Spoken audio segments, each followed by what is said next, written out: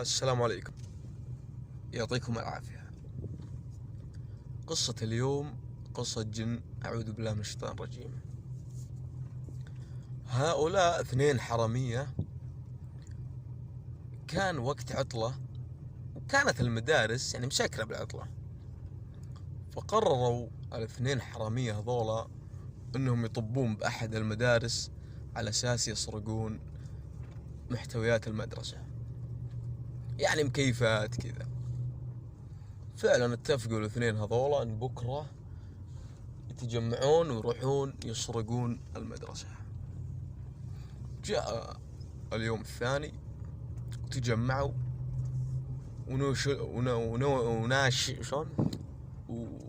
وحطوا عينهم على مدرسة. والله قمزوا الجدار ودخلوا داخل المدرسة وقعدوا يدورون. طبعا المدرسة مظلمة، قعدوا يدورون العداد على أساس وشو يولعون الكهرب ويشوفون يعني اللي بيسرقونه. فهم قاعدين يتجولون بالمدرسة، تفرقوا كل واحد راح مكان، واحد راح يدور العداد وواحد راح يسرق. المهم واحد من هذولا دخل مقصف، وأول ما دخل المقصف شاف نزول أسود واقف. طبعا أول شيء هو يحسب ظله، يحسب أن الشيء الأسود هذا ظله، لكن هو واقف والشيء الأسود، الزول الأسود هذا يتحرك، أسود بأسود، وله كأن له عيون حمر.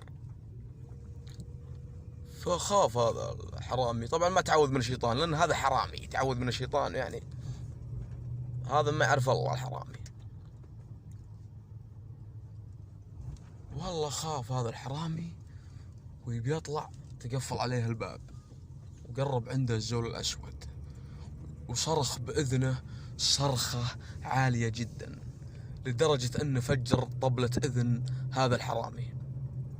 وسمع الحرامي الثاني الصرخة وقام يركض يدور الباب يبغى يطلع، والثاني هذا انصرع اللي داخل المقصف. والله وانحاش،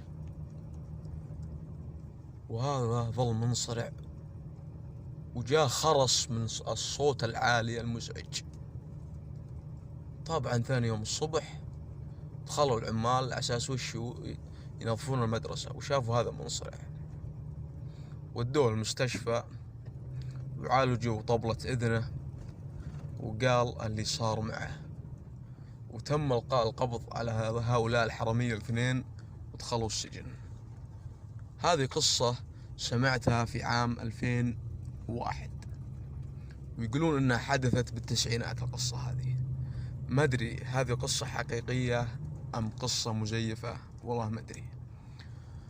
وبالنسبة للناس اللي يقولون انت تقلد ابو طلال الحمراني، والله اني ما قلده صراحة. الدليل شوفوا قناتي متى انا مسويها، وابو طلال شوفوا قناته متى سواها. ويعطيكم العافية ومع السلامة.